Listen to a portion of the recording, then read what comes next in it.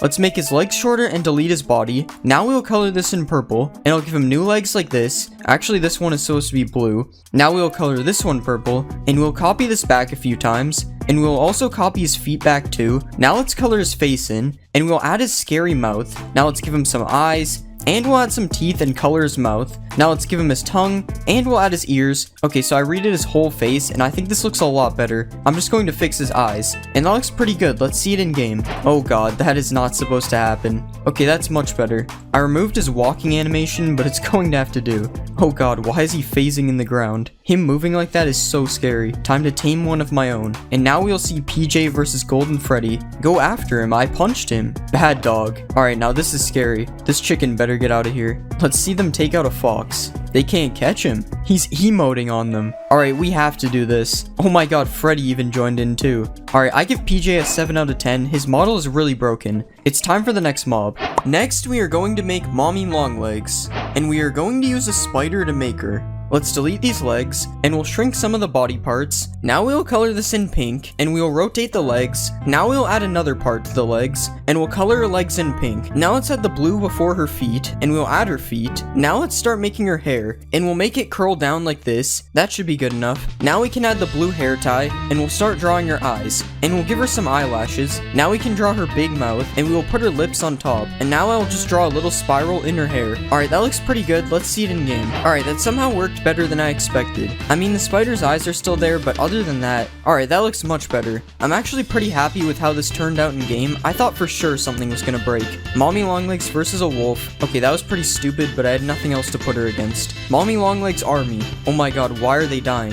What is this one doing? Yo, this one's doing it too. What is this emote called? Alright, I'm gonna give Mommy Longlegs a 9 out of 10. I think she turned out really good. It's time for the next mob. Now we are going to make Bunzo Bunny. And of course we will use a rabbit to make him. First, let's rotate his arms, and we'll make his ears flop down. Now let's extend the front of his face out, and we'll color his head yellow. Now let's draw his scary mouth, and we'll give him some teeth on the sides. Next, we'll add his cheeks, and let's draw these green things along with his eyes. Next, we'll color the rest of him yellow, and we'll add his green overalls. Next, let's give him his symbols, and we'll add a hat to his head, and let's color the hat green. Alright, that doesn't look too bad. Let's see him in game. Okay, something is definitely wrong with him. But honestly, it makes him look more scary, so I'm alright with it. We're just gonna ignore the floating ears. How does the baby look? Yeah, the ears are still floating. This is very cursed. Might as well just feed them to the Tailses. This one guy is trying to get away. Alright, we'll spawn an army of Bunzo bunnies, cause why not? Why are they just slowly hopping towards me? Now this is scary. I'm being surrounded. Alright, I give Bunzo Bunny a 4 out of 10. Too many things were broken. It's time for the next mob.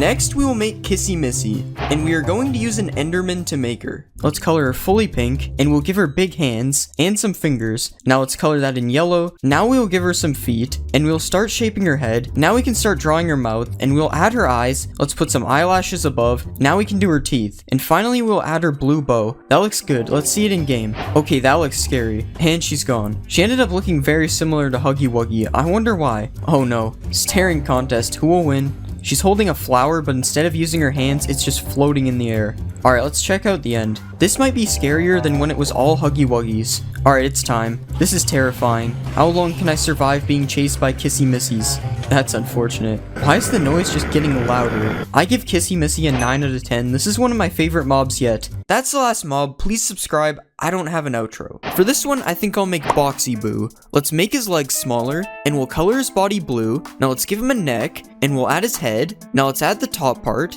and we'll color his mouth. Next, let's give him some teeth, and we'll add his eyes. Now let's draw the star on his body, and we'll give him some hands. Now let's add his legs and his arms, and we'll add these openings on the side. Now finally, let's add the lid. And I think we're done. Let's see him in game. Okay, something is wrong with his arm. Wait, leave the sheep alone. What did he do? Okay, that still didn't fix his arm. Alright, that's pretty much fixed. We'll just ignore when he gets angry. Boxy Boo really hates these chickens. Let's find Boxy Boo in the deep dark. Wait, he's emerging through the wool. How is that possible? I'm actually surprised with how he turned out. He looks really good. He's definitely scarier than the actual warden. Let's spawn an army of Boxy Boos. Who will win, Gary or this army of Boxy Boos? Wait, Gary actually escaped. Now let's see if the army can kill me. Wait, this is kind of scary. Oh no, I hit a dead end. Alright, I'm going to give Boxy Boo an 8 out of 10. He looked really good, but his arm is broken. I'm going to make Killy Willy. Let's make his legs bigger, and we'll do the same for his arms. Now let's add the red thing on his chest, and we'll give it some teeth. Next, let's shape his head, and we'll give him a mouth. Now let's add some teeth to his mouth, and we'll give him an eye in the middle. And now let's add some eyes on the outside. Next, we'll give him some hands, and finally, let's give him some feet. Alright, I think that looks good. Let's see it in game. He actually looks pretty good. Of course, I put both feet on the same side. I think I'm gonna turn off these particles. They look kind of weird. Okay, that makes him look a lot better. Let's see a Killy Willy riding another Killy Willy. This is perfectly normal. Let's spawn an army of Killy Willies. Okay, that's a lot of them. Alright, I'm going to give Killy Willy an 8 out of 10. He looked pretty good. I think I'm going to make Choo Choo Charles. Let's remove all this stuff, and then we'll add a back part like this. Now let's color these pieces in, and we'll add the circular parts on the front. Now let's add his face, and we'll give him a mouth, and some eyes. Next, let's add some detail on the side, and we'll give him some legs like this. And now let's add them on the other side. Next, let's add his wheels, and finally we'll add a few details on the top. And I think we're done. Let's see it in game. I'm not gonna lie, I expected him to be a lot bigger. I wonder what baby Choo Choo Charles looks like. He's kind of fast actually. I was just hoping he was bigger. This is kind of disappointing. Let's ride a Choo Choo Charles. Okay, I think there's a problem. It looks like I'm flying. He's actually kind of fast though, so this is cool. Let's spawn an army of Choo Choo Charleses. Now let's stack them. Never mind, it won't let me stack them. They keep kicking each other off. I wonder if they'll fight each other. Nope, it appears Choo Choo Charles doesn't fight. Choo Choo Charles in Minecraft is kind of boring. Alright, I'm going to give Choo Choo Charles a 7 out of 10. He looks good, but he's really small.